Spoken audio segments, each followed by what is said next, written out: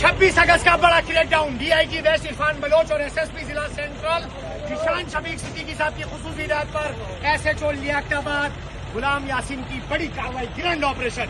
किसी को पुलिस ने भागने का मौका नहीं दिया। आ जाए, गाड़ियों में पहले चढ़ते नहीं और अभी उतरते नहीं। आ जाए, जल्दी आ जाए, जल्दी आ जाए। शाबाश शाबाश शाबाश शाबाश शाबाश, आ जाए आ जाए।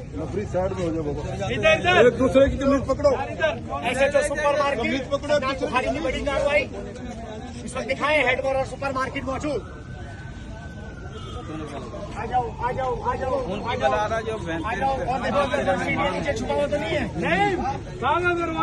रोजाना की बुनियाद पर मेहनत हो रही है। एतराफ में से लोग यहाँ पर आते हैं। इसके दाखिली और खारजी रास्ते आप ये देखें कि दाखिला जो है इसको खारजी और दाखिली रास्ते बहुत सारे हैं, और जिस जगह के दाखिली रास्ते हों बाहर से मजमा आता है। रोजाना की बुनियाद पर जो मेहनत हो रही है उस बड़े क्रैकडाउन का नतीजा ये है कि आपके सामने ये नजर आ रहे हैं।